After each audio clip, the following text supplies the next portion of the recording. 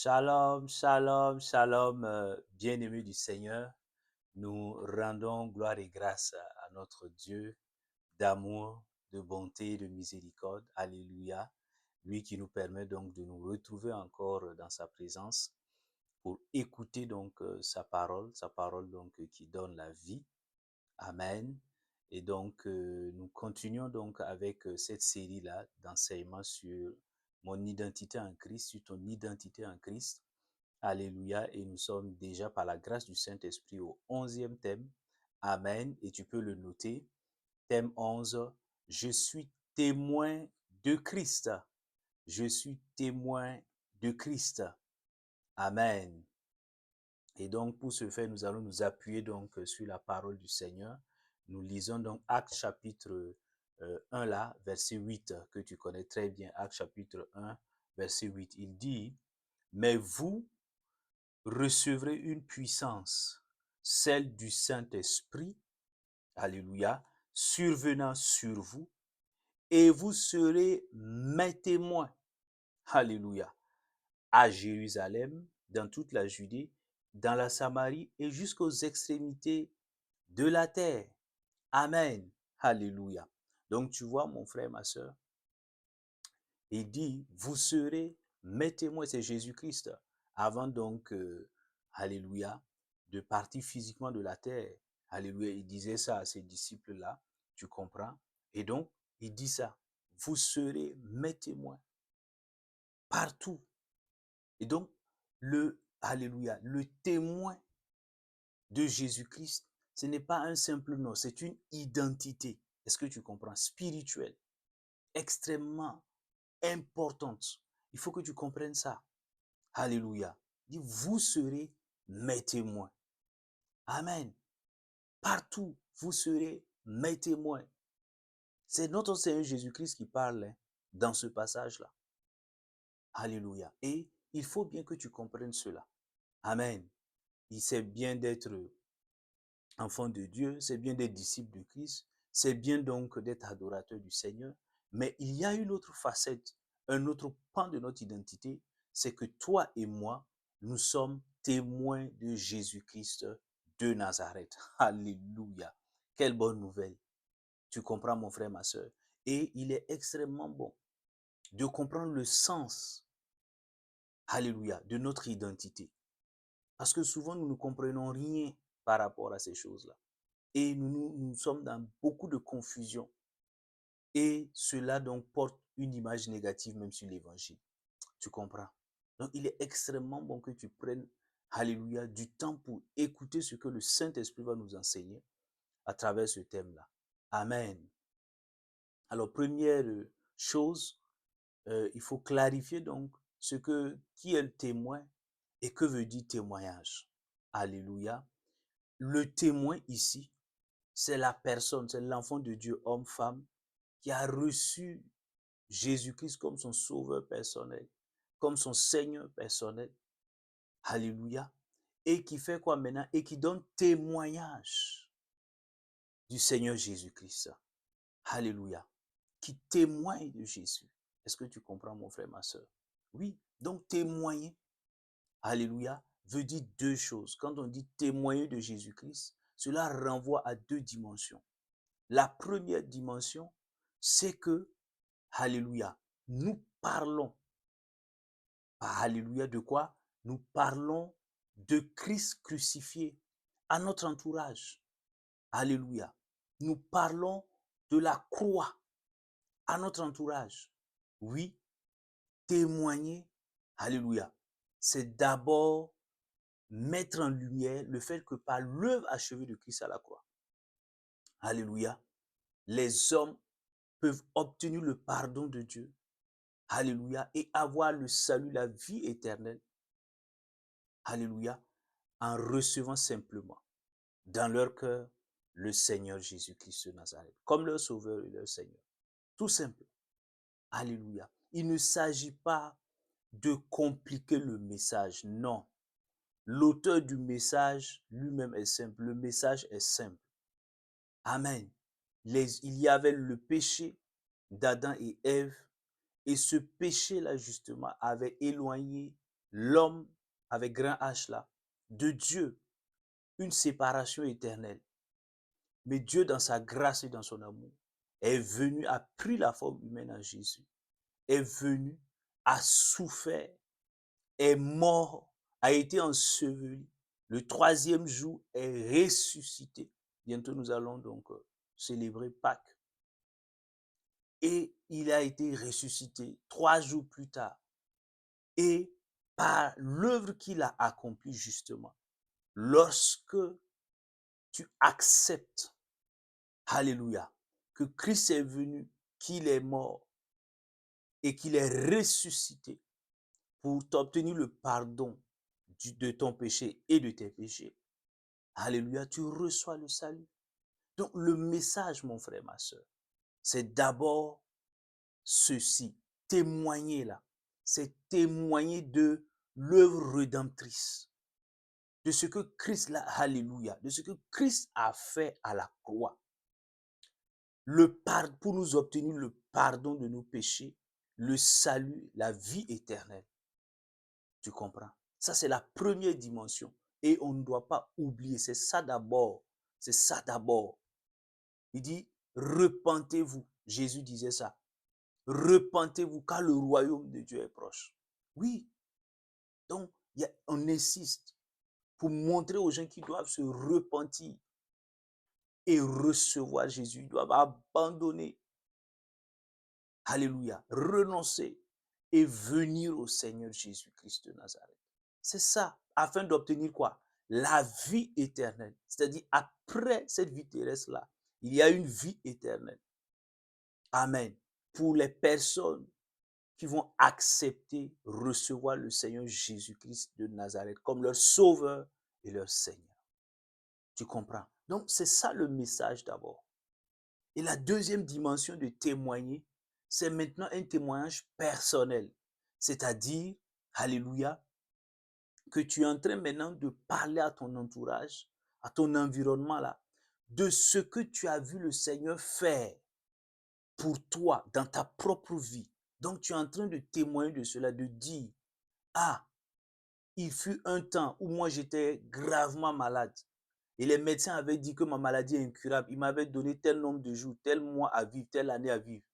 Et le Seigneur Jésus est venu. Quand je l'ai reçu, non seulement il a sauvé mon âme de l'enfer, il m'a donné la vie éternelle.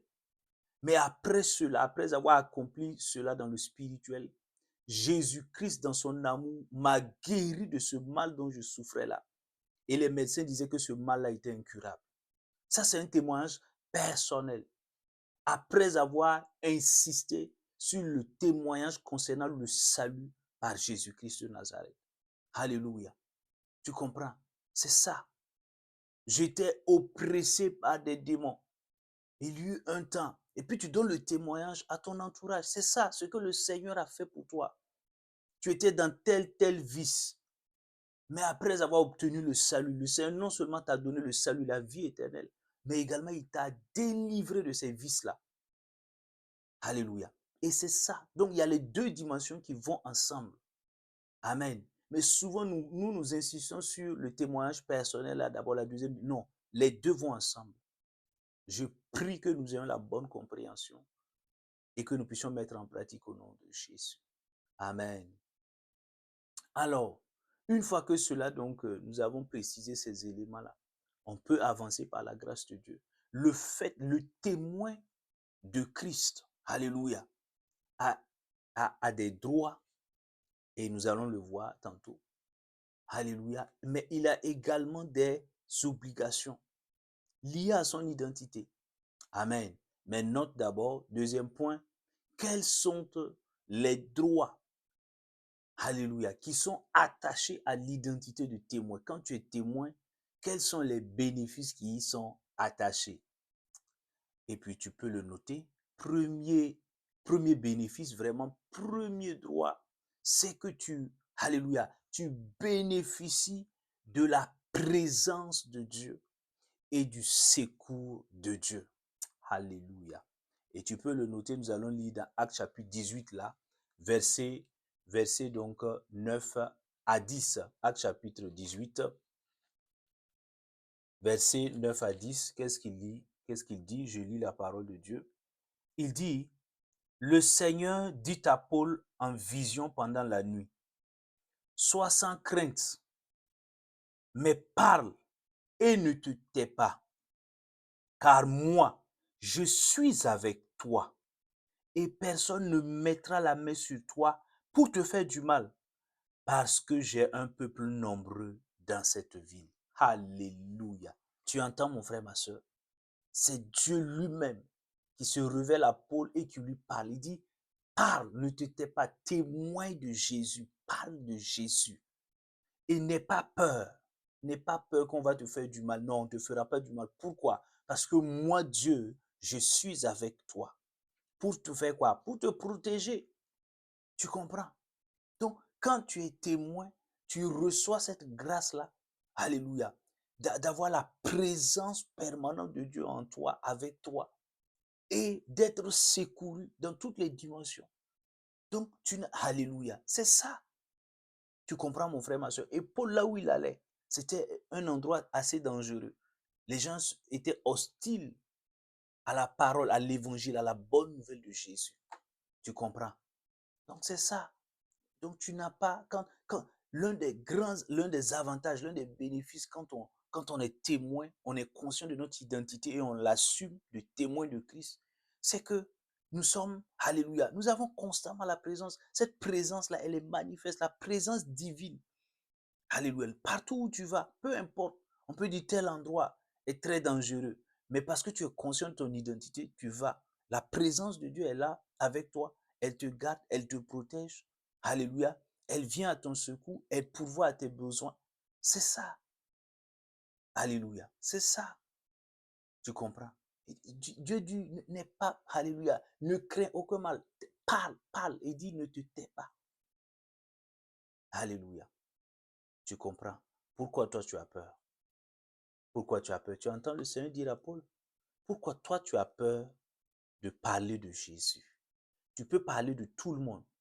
Tu peux parler des choses inutiles, vaines de ce monde, sur tes statuts, Facebook, WhatsApp, etc.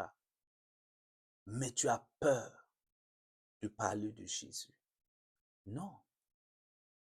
Je prie que cette peur te quitte au nom de Jésus. Je prie que tu aies l'assurance pour parler de Jésus et que tu ne te taises plus au nom puissant de Christ Jésus. Et je sais que le Seigneur qui a parlé à Paul est fidèle. Il te protégera. Alléluia. Peu importe le milieu hostile, l'endroit hostile où tu te trouves et où tu témoignes, le Seigneur étendra sa bonne main sur toi, te gardera de tout mal au nom puissant de Christ Jésus. Amen. Deuxième avantage, lorsque tu es conscient de ton identité donc de témoin, c'est que, alléluia, il y a donc ce fait que tu reçoives l'onction du Saint-Esprit. Tu reçoives l'onction du Saint-Esprit. Alléluia. Pour témoigner avec quoi? Avec assurance. Amen. Et nous le lisons dans Luc chapitre 4 là. Alléluia. Verset 18. Qu'est-ce qu'il dit là-bas? Luc chapitre 4, verset 18. Et il dit, je commence à partir du verset 17, il dit, et on lui remit le livre du prophète Ésaïe. Jésus ouvrit le livre et trouva le passage où il était écrit, l'Esprit du Seigneur est sur moi, parce qu'il m'a oint pour guérir ceux qui ont le cœur brisé, pour annoncer la bonne nouvelle aux pauvres. Il m'a envoyé pour proclamer aux captifs la délivrance et aux aveugles le recouvrement de la vue, pour envoyer libres les opprimés, pour proclamer une année de grâce du Seigneur. Amen. Tu entends? L'Esprit du Seigneur est sur moi et il m'a oint. Donc, pour faire quoi? Pour annoncer la bonne nouvelle. Waouh! Est-ce que tu entends? Donc, lorsque tu prends, alléluia, lorsque tu prends conscience de ton identité de témoin, alléluia, tu commences à manifester. Alléluia. Tu commences à recevoir et à manifester l'onction du Saint-Esprit. L'onction, c'est cette capacité surnaturelle que Dieu te donne. Alléluia. et qui se manifeste par des dons extraordinaires qu'on appelle les dons de l'esprit. 1 Corinthiens chapitre 12. Tu vas voir le don le don de guérison, le don de faire des miracles, le don de prophétie, la parole de connaissance, la parole de sagesse, et bien d'autres, le don de discerner les esprits, etc. Tu comprends? Et là, il dit, le Seigneur, il dit, l'Esprit de Dieu, il m'a oint, il est sur moi, il m'a oint. Donc, alléluia. Donc, si tu veux commencer à recevoir et à manifester l'onction, commence à témoigner. L'Esprit de Dieu va t'accorder dans sa grâce cette onction-là pour témoigner. Mais il faut que tu commences. Et l'onction viendra. Alléluia. Non, pas dire, ouais, il faut que je reçoive l'onction avant de commencer. Non. L'Esprit du Seigneur est sur moi. Tu comprends? C'est ça.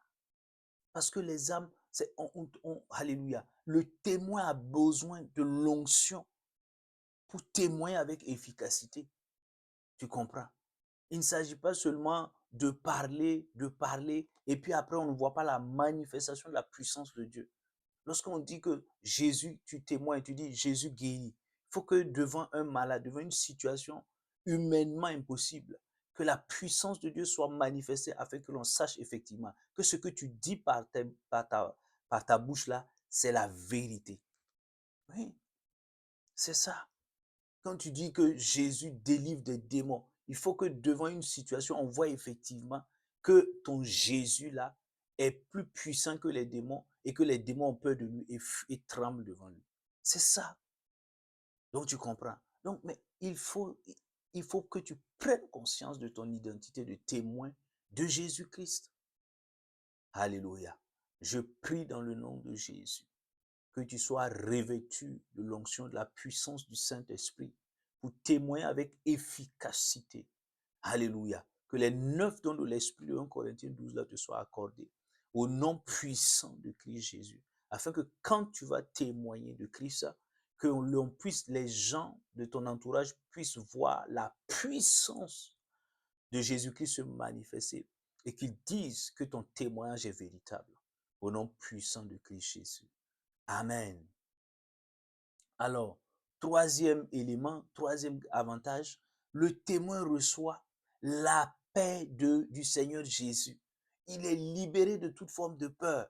Il est libéré de toute forme d'angoisse. Alléluia. Lorsque tu prends conscience de ton identité, regarde l'avantage. Il reçoit la paix du Seigneur Jésus-Christ de Nazareth. Et nous lisons dans Ésaïe chapitre 44 là.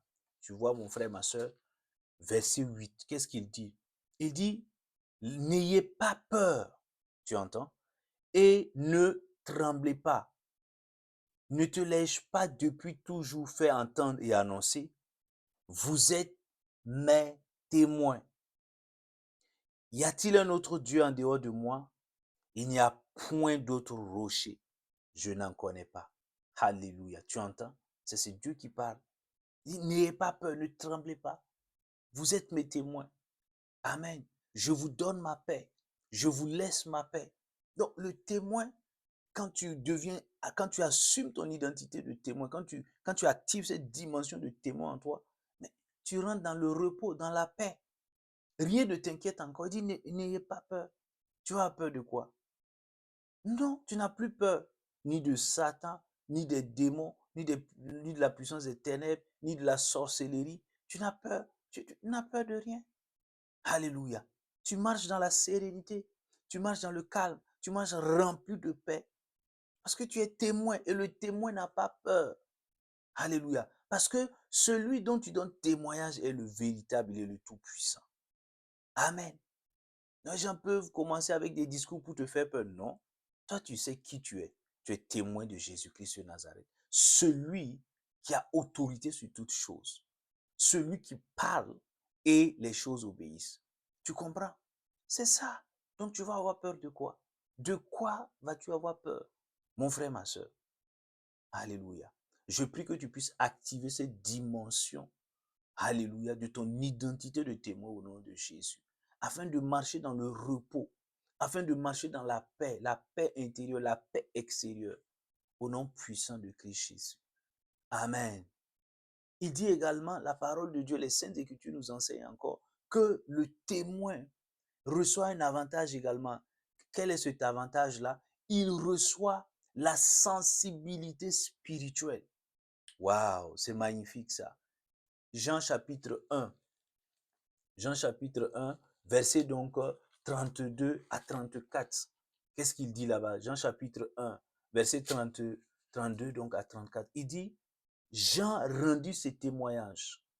J'ai vu l'Esprit descendre du ciel comme une colombe et demeurer sur Jésus. Et moi, je ne le connaissais pas. Mais celui qui m'a envoyé baptiser d'eau m'a dit, tu entends? Celui sur qui tu verras l'Esprit descendre et demeurer, c'est lui qui baptise d'Esprit Saint. Et moi, j'ai vu et j'ai rendu témoignage que c'est lui le Fils de Dieu. Alléluia. Tu entends? On parle de Jean le Baptiste. Et il dit, Alléluia, parce qu'il est témoin. Lui, il a été envoyé, Alléluia, pour dire, préparez le chemin, le Seigneur vient. Donc, Jean est un exemple de témoin de Jésus. Tu comprends? Et il dit quoi? Quand lui, il a commencé, Alléluia, il a vu, quand il a commencé à témoigner, il a vu. Il a vu quoi? Il a vu les réalités du monde spirituel. Les gens qui étaient là, il était au Jourdain. Beaucoup venaient pour se faire baptiser. Et Jésus faisait partie de la foule. Donc, il ne savait pas. Il ne savait pas que c'était Jésus. Mais maintenant, on va lui donner des indications. Dieu le Père va lui donner des indications. Tu comprends? Et un coup, ses yeux s'ouvrent. Et il voit, le ciel est ouvert. L'Esprit de Dieu descend sous forme de colombe sur Jésus. Et là, il reconnaît que non, lui, c'est le Messie. C'est lui le sauveur de l'humanité. Alléluia. Et c'est lui qui baptise du feu et du Saint-Esprit. Tu comprends? C'est ça. Donc, ses yeux, il dit, j'ai entendu. Et l'Esprit, alléluia. Et il dit, celui qui m'a envoyé baptiser d'eau m'a dit. Ça veut dire que tes oreilles spirituelles ont été ouvertes. Pourquoi? Parce que il s'est rendu disponible pour témoigner de Jésus-Christ de Nazareth. Pour donner témoignage. Tu comprends? Souvent, toi aussi, tu es là. Tu ne vois aucune réalité. Il n'y a pas de songe, pas de vision, pas de révélation. Comme, Alléluia.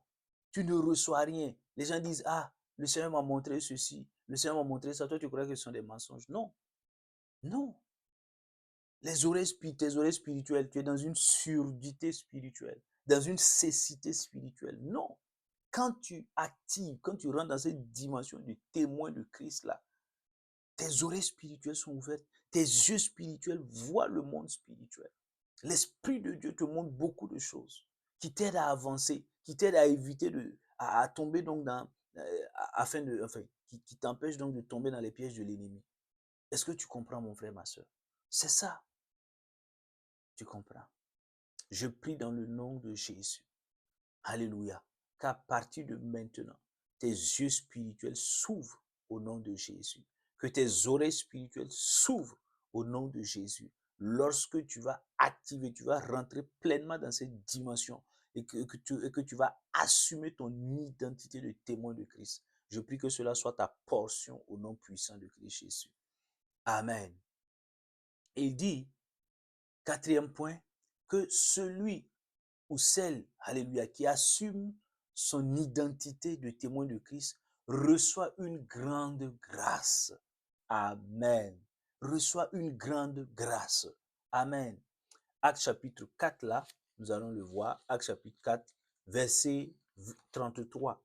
Acte chapitre 4, verset 33. Qu'est-ce qu'il dit? Il dit, avec une grande puissance, les apôtres rendaient témoignage de la résurrection du Seigneur Jésus. Et une grande grâce reposait sur eux tous.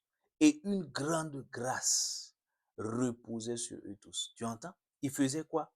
Qu'est-ce qu'il faisait? Il témoignait avec une grande puissance. Il parlait de Jésus. Ils annonçaient la bonne nouvelle de Christ. Ils prêchaient l'évangile. Tu comprends? C'est ça. C'est ça, mon frère, ma soeur. Et qu'est-ce qui s'est passé? Ils ont reçu quoi? Une grande grâce, une grande faveur imméritée de Dieu. C'est-à-dire que là où ils entraient seulement, les portes s'ouvraient. Les portes s'ouvraient. Les portes s'ouvraient. Alléluia. Ils trouvaient faveur auprès des hommes. Les hommes même leur ouvraient les portes simplement. Tu vois, ils surmontaient, alléluia, ce qui était comme les montagnes devenaient des vallées. Est-ce que tu vois? Pourquoi? Parce qu'ils avaient activé cette dimension de leur identité de témoin. Amen. Tu vois, actuellement là, tu passes souvent par des moments difficiles où tout est bloqué, c'est comme des barrières, des obstacles. C'est parce que tu refuses de témoigner. Tu refuses d'assumer ton identité de témoin. Non, tu as honte de Jésus, donc tu ne veux pas témoigner. C'est à cause de ça, certains problèmes encore perdus dans ta vie. Regarde, il dit une grande grâce.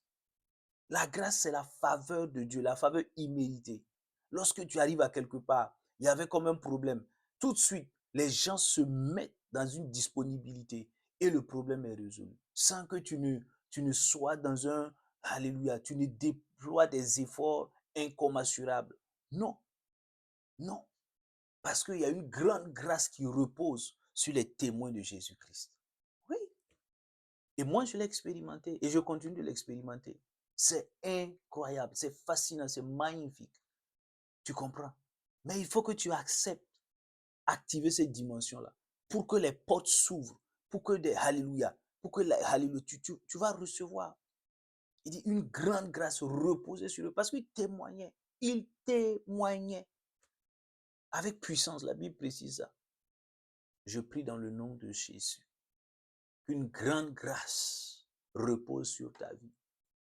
À partir du moment où tu vas décider de témoigner de Jésus-Christ, alléluia, que cette grande grâce t'accompagne, afin que les portes qui étaient fermées, en raison donc des œuvres de l'ennemi, que ces portes-là s'ouvrent maintenant par la puissance du Saint-Esprit et par le nom de Jésus-Christ de Nazareth. Amen. Et il dit, concernant les droits et les bénéfices là, pour terminer sur ce point, il dit que ceux, alléluia, et celles qui acceptent activer leur dimension de témoin de Christ, qu'est-ce qu'ils font? Ils marchent dans la victoire. Alléluia. Ils marchent dans la victoire. Ils marchent dans la victoire contre Satan et contre ses ruses. Oui, tu n'as pas lu. Regarde dans Apocalypse 12, verset 11. Tu connais très bien le verset. Qu'est-ce qu'il dit là-bas? Apocalypse chapitre 12, verset 11. Il dit, ils l'ont vaincu à cause du sang de l'agneau de Jésus et à cause de la parole de leur témoignage. Alléluia. Est-ce que tu entends, mon frère, ma soeur? Ils ont vaincu Satan comment? Un, par le sang de Jésus. Deux, il faut ajouter, par la parole de leur témoignage. Donc, ils ne se sont pas tus. Ils n'ont pas fermé leur bouche. Donc, le sang couplé au témoignage, c'est la victoire. Tu vois? Et même, il le dit dans Éphésiens 6, 15 là. Il dit, mais prenez les chaussures de l'évangile de paix afin de surmonter, ça fait partie des armes spirituelles pour surmonter les ruses de l'ennemi, de Satan. Quand Satan va venir pour t'attaquer, les mauvais jours là, pour vaincre. Regarde parmi les armes spirituelles, là, Éphésiens 6 là. Il dit, il faut prendre les chaussures de l'évangile de paix. Donc, ils sont en train de parler du témoignage. Ils sont en train de parler du fait d'annoncer la bonne nouvelle de Jésus-Christ à tous et à toutes. Tu comprends? Et il dit, il compare ça, ceux qui prennent, alléluia, ceux qui annoncent l'évangile là. Il dit, mais c'est comme des gens qui prennent des chaussures adaptées pour le combat. Tu comprends? Et il dit que ça fait partie des armes qu'on doit utiliser. Pour faire quoi? Pour surmonter les ruses, pour ne pas tomber dans les pièges de l'ennemi. Quand il va venir pour nous attaquer là, lorsque tu commences à témoigner de Christ, tu es en train d'avoir la victoire sur, alléluia, sur l'ennemi. Tu comprends? Mais regarde, souvent là, les sorciers, les démons, ils viennent t'attaquer.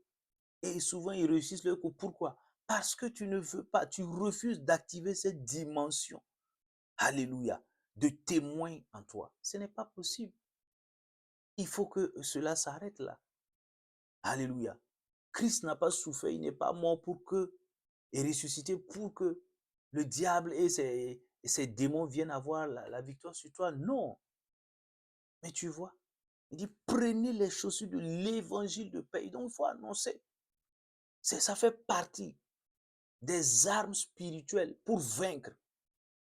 Tu comprends? Je prie dans le nom de Jésus. Alléluia. Que tu portes désormais les chaussures de l'évangile de paix. Afin de voir, alléluia, de marcher constamment dans la victoire contre Satan, contre ses démons, contre les œuvres de la sorcellerie, contre les personnes méchantes qui refusent de se repentir. Au nom puissant de Christ Jésus. Amen. Et mon frère, ma soeur, nous allons voir maintenant, alléluia, à la lumière des Saintes Écritures là, qu'une fois que tu es conscient des droits, des privilèges, des bénéfices que tu as en tant que témoin, il faut également que tu travailles par la grâce du Saint-Esprit à assumer pleinement tes obligations. Il y a un certain nombre de choses qu'un témoin doit faire ou ne doit pas faire. Et c'est extrêmement important. Alléluia. Donc, quelles sont les obligations qui sont liées à notre identité de témoin de Christ? Premièrement, toi et moi, nous devons témoigner chaque jour de Jésus-Christ contre vents et marées. Alléluia. Et tu peux noter les deux versets. Nous allons lire un seul. Donc, tu peux lire Actes chapitre 5, verset 42, où il est dit que les apôtres témoignent chaque jour. Ils parlaient de Christ chaque jour. Est-ce que toi, quand tu te réveilles, est-ce que tu parles de Christ chaque jour? Hein? Est-ce que ce n'est pas au gré de tes humains que tu parles de Christ? Oui, quand tu es contente, quand tu es heureux, oui, là, tu parles de Jésus. Quand tu as reçu donc un transfert Western Union ou je ne sais quel transfert monétaire et financier, là, tu peux parler, Alléluia, mon Dieu est magnifique, Jésus est bon. Mais quand il ne te reste plus 5 francs dans la poche, là, non, là, tu disparais des radars. Ce n'est pas comme ça. Tu dois témoigner chaque jour de Christ. Parler de sa puissance et de son amour. Parler de l'œuvre salvatrice qu'il a accomplie. Tu comprends? Et il dit, et tu notes encore le second verset, Marc chapitre 1. Marc chapitre 1, verset donc 14, là, qu'est-ce qu'il dit là-bas? Il dit que nous devons également annoncer l'évangile contre vents et marées. C'est-à-dire que même dans les moments difficiles, nous devons continuer d'annoncer, alléluia, la bonne nouvelle de Jésus. Nous devons continuer à parler de Jésus-Christ de Nazareth à notre entourage. Marc chapitre combien? Marc chapitre 1, verset donc, verset 14. Nous lisons la parole de Dieu. Qu'est-ce qu'il dit là-bas? Il dit, après que Jean eut été livré, écoute très bien mon ami, après que Jean eut été livré, qu'est-ce qui se passa? Jésus alla dans la Galilée. Il prêchait la bonne nouvelle de Dieu. Tu comprends? C'est après quoi? Après que Jean eut été livré. Tu vois? Mais Jean, il était proche de Jean. C'est Jean même qui lui a baptisé dans le Jourdain. On arrête Jean. Mais, et Jésus, on aurait pu s'attendre humainement à ce qu'il soit dans les pleurs, à ce qu'il fasse un congé donc par rapport à l'évangélisation, par rapport au témoignage. Non, il dit après que Jean eut été livré, Jésus alla dans la Galilée. Pour faire quoi? Pour continuer à témoigner, à prêcher la bonne nouvelle. Tu comprends? Regarde. Est-ce que toi, quand un événement malheureux se passe, dans le deuil, dans la maladie, dans des situations financières difficiles, est-ce que toi, tu témoignes encore de Jésus? Donc, regarde, examine ta vie. Ne soyons pas hypocrites. Regardons nos vies, regardons, examinons, analysons. Hein? Regarde, tu vois. Il dit, après que Jean eut été livré, Jésus n'a pas arrêté la mission. Il a continué à témoigner, à annoncer la bonne nouvelle. Tu comprends? Je prie dans le nom de Jésus que le Saint-Esprit nous fasse grâce, afin que nous puissions témoigner constamment de Jésus-Christ, quelles que soient les circonstances, dans le nom puissant de Christ Jésus. Amen. Deuxième élément, il dit encore, les Saintes Écritures nous rappellent qu'un témoin de Christ, qu'est-ce qu'il fait? Il doit rester fidèle à la parole de Dieu. Il doit rester attaché, collé, fidèle à la parole de Dieu. Et nous le voyons dans Actes chapitre 26 là. Chapitre 26, verset 22. Qu'est-ce qu'il dit? Il dit, mais, ça c'est l'apôtre Paul, Mais grâce à la protection de Dieu, j'ai subsisté jusqu'à ce jour et je rends témoignage devant les petits et les grands sans rien dire en dehors de ce que les prophètes et Moïse ont déclaré devoir arriver. C'est-à-dire que le Christ souffrirait et que, ressuscité le premier d'entre les morts, il annoncerait la lumière au peuple et aux païens. Tu entends? Paul dit, l'apôtre Paul, il dit, ben, lui, qu'est-ce qu'il fait? Il témoigne sans rien dire en dehors de ce que les prophètes et Moïse ont déclaré. Tu comprends? C'est-à-dire qu'il reste attaché, il reste fidèle à la parole. Ce qu'il dit là, ce n'est pas contraire aux Saintes Écritures. C'est ça un témoin. Tu n'inventes pas. Et il dit, voilà, il le précise. Christ devrait souffrir, mourir et ressusciter. Donc, il est en train de prêcher la croix. Jésus-Christ crucifié. Regarde. Mais souvent, nous, en tant que témoins, nous sortons de là, du cœur du message pour aller parler d'autres choses qui n'ont rien à voir, souvent même qui contredisent les paroles. Non, un témoin, alléluia, reste fidèle à la parole de Dieu. Ce que Jésus a dit, c'est ça qu'il répète. Ce que les apôtres ont dit, c'est ça qu'ils répètent. Ils n'inventent rien. Ils n'inventent aucune nouvelle révélation qui soit en contradiction avec la parole de Jésus-Christ lui-même. Non, tu comprends? Tu es en train de témoigner de Jésus. Donc, tu ne peux pas dire quelque chose qui va contrarier, qui va être en contradiction avec ce que, alléluia, avec donc, avec Jésus, avec ce que Jésus a dit. Non, mon frère, ma soeur, tu ne dois, non. Nous devons veiller. Est-ce que ce que nous donnons comme témoignage là, est-ce que c'est conforme à ce que Jésus a dit? Et cela nécessite que nous-mêmes nous comprenions les Saintes Écritures, que nous allions étudier, méditer la parole de Dieu. Il ne suffit pas d'avoir un mégaphone, une possibilité d'être en ligne pour passer le temps à dire des messages qui n'ont rien à voir avec la sainte doctrine de Jésus. Attention, tu comprends mon frère, ma soeur. Je prie que le Seigneur nous fasse grâce, que le Saint-Esprit nous fasse grâce, afin que nous restions en tant que témoins de Christ, que nous restions fidèles, que nous puissions témoigner, alléluia, en utilisant les paroles de Christ. Ce que Christ a dit, que nous puissions le dire. Ce que les apôtres ont donné comme témoignage, que nous puissions utiliser ces témoignages-là également. Au nom de Jésus, que nous ne nous écartions pas de ce que Christ a dit, de ce que les apôtres ont dit, au nom puissant de Christ Jésus. Amen. Alléluia. Et troisièmement, il dit encore qu'un témoin de Christ, il doit avoir une bonne conduite, un bon caractère. Est-ce que tu entends? Philippiens donc chapitre 1, verset 27. Nous allons donc lire ça. Philippiens chapitre 1, verset 27. Qu'est-ce que c'est? L'apôtre Paul qui exhorte encore. Il dit, seulement conduisez-vous d'une manière digne de l'évangile du Christ, afin que, soit que je vienne vous voir, soit que je reste absent, j'entends dire de vous que vous demeurez ferme dans un même esprit, combattant d'une même âme pour la foi de l'évangile. Tu entends? Paul dit, seulement conduisez-vous d'une manière digne de l'évangile du Christ. Donc tu es en train, tu es celle qui annonce la bonne nouvelle de Christ. Donc tu dois avoir une attitude, un comportement, alléluia, qui soit digne de la bonne nouvelle de Jésus, qui soit digne même de Jésus-Christ de Nazareth. L'auteur est bon, l'auteur du message est bon, le message lui-même est bon.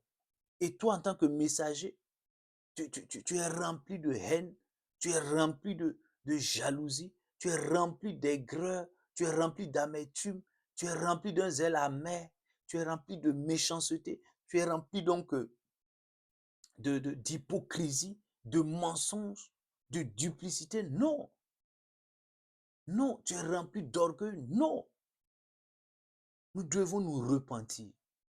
Nous devons nous repentir. Parce que souvent, nous sommes même un scandale pour l'évangile. Parce que nous faisons fuir les gens. Les gens regardent. Ah oui, ils confondent. Les gens confondent. Ceux qui ne connaissent pas le Seigneur confondent donc le message avec le messager. Non. Regarde. Moi, si quelqu'un va venir me prêcher, si je ne connaissais pas le Seigneur, la personne vient. Moi, je n'écoute pas d'abord le message. je regarde d'abord les aspects de la vie de la personne. Est-ce qu'elle-même, là, elle est un exemple? Entend son attitude. Toi, nous allons pour témoigner et nous méprisons les gens. Toi, tu pars pour gagner une âme, pour témoigner de Jésus. Et tu n'es même pas, et les règles minimales du respect, même tu ne connais pas.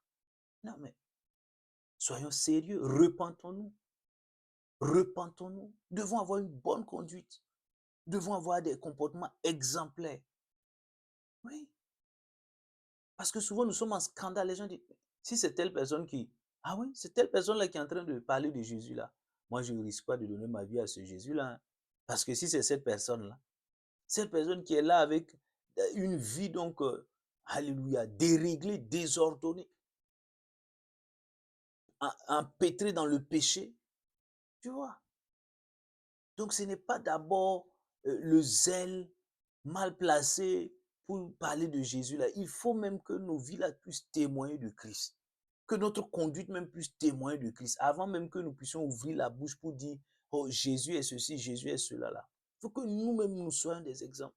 Tu ne peux pas dire que Jésus est amour et toi-même tu es rempli de haine et tu poses des actes qui le démontrent. Non. Qui va croire?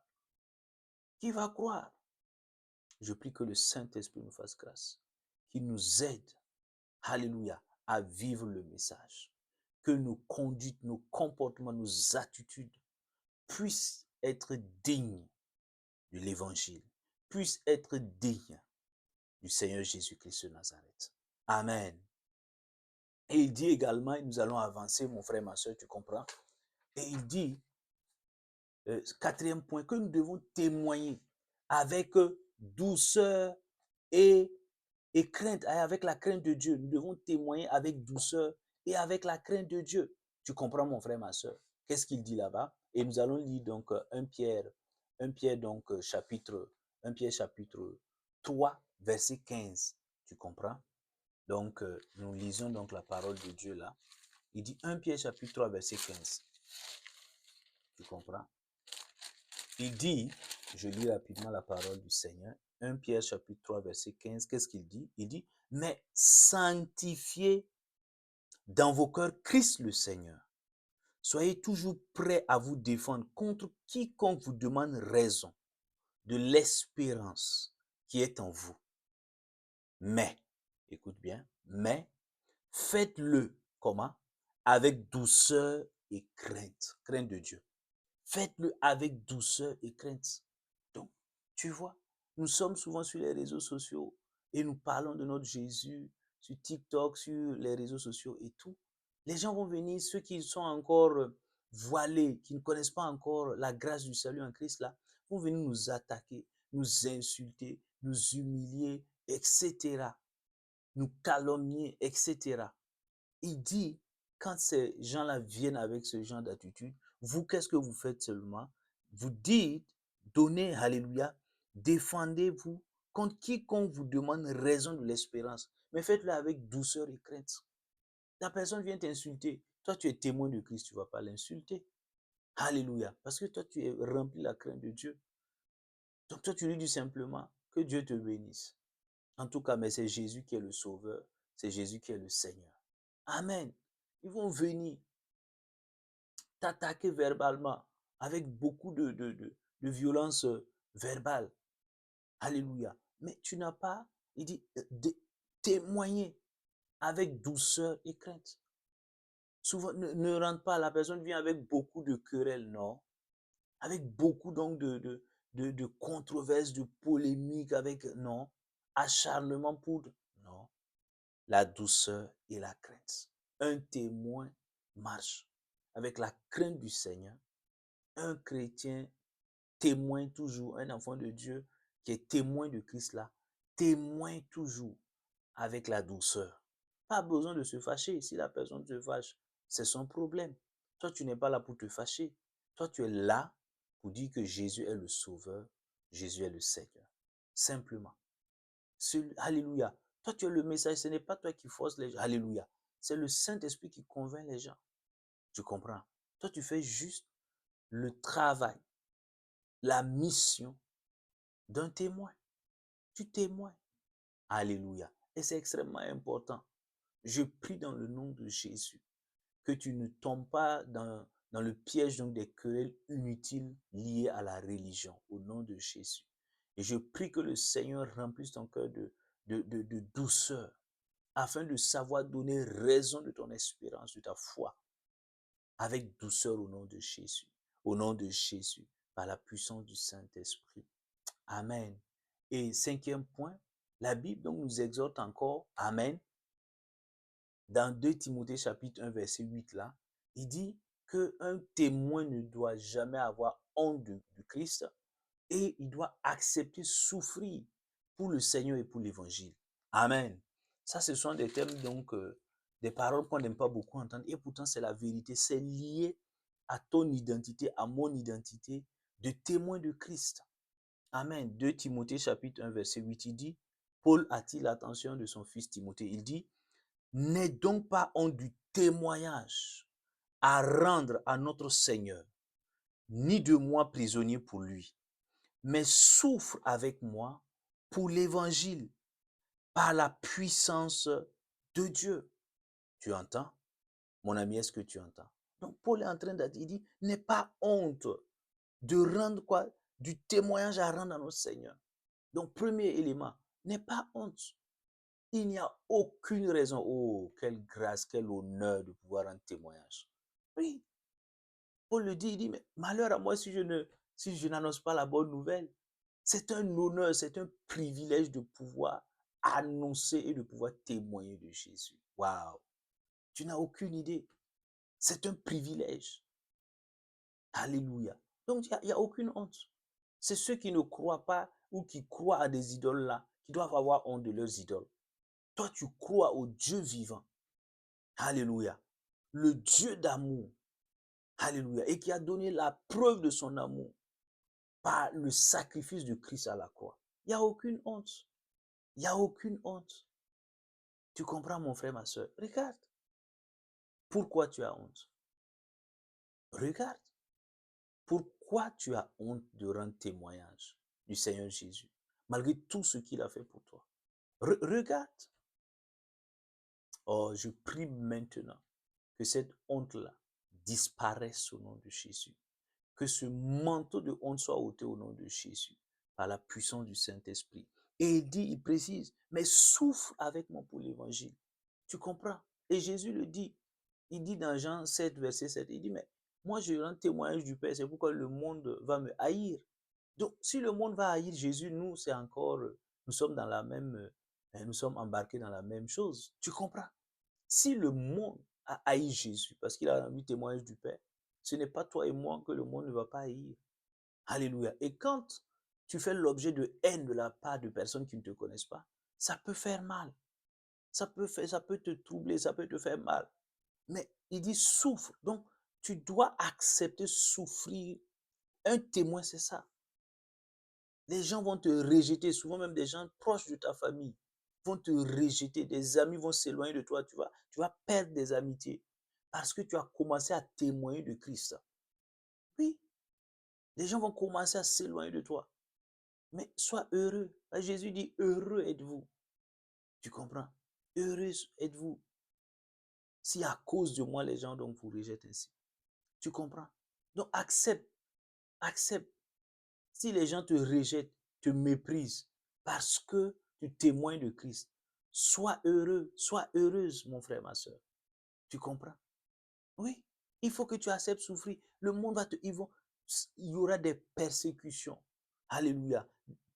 Des calomnies. On va te calomnier.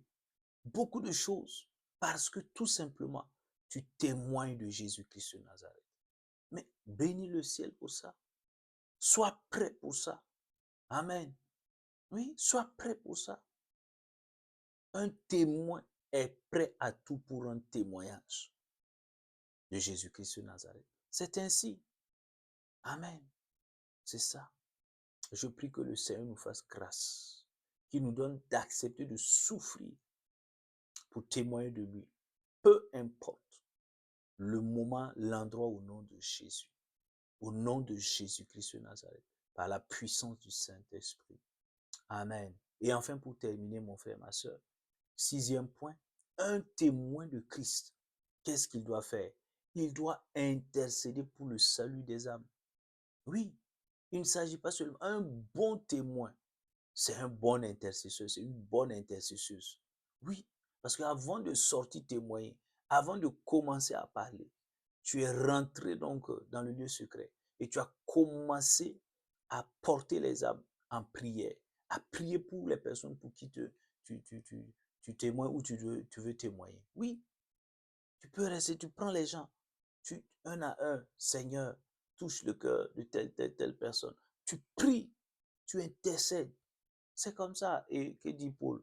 Paul dit dans Romains, là, Romains chapitre, et on va terminer avec ce point-là, mon frère, ma soeur. Romains chapitre 1, verset 9 à 10. Il dit quoi?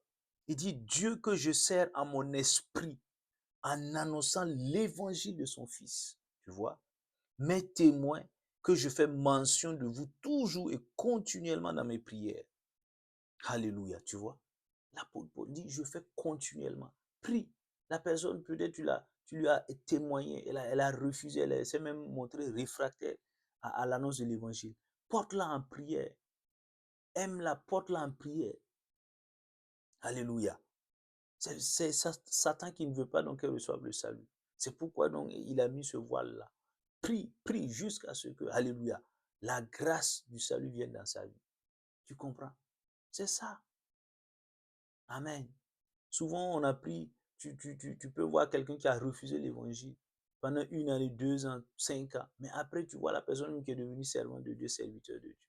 Alléluia. Il en est ainsi. Il en est ainsi. Amen. Un témoin, un bon témoin de Christ est d'abord un bon intercesseur, une bonne intercesseuse.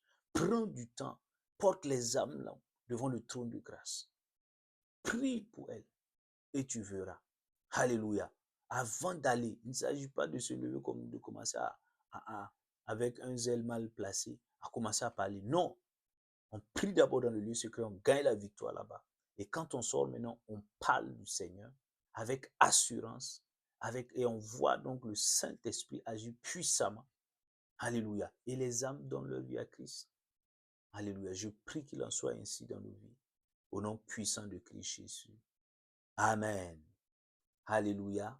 Donc nous allons nous arrêter là, par la grâce du Saint-Esprit. Nous nous retrouvons le mardi prochain pour un autre thème sur notre identité en Christ. D'ici là, que la grâce de Dieu continue de t'accompagner. Au nom puissant de Christ Jésus. Amen. Amen. Amen.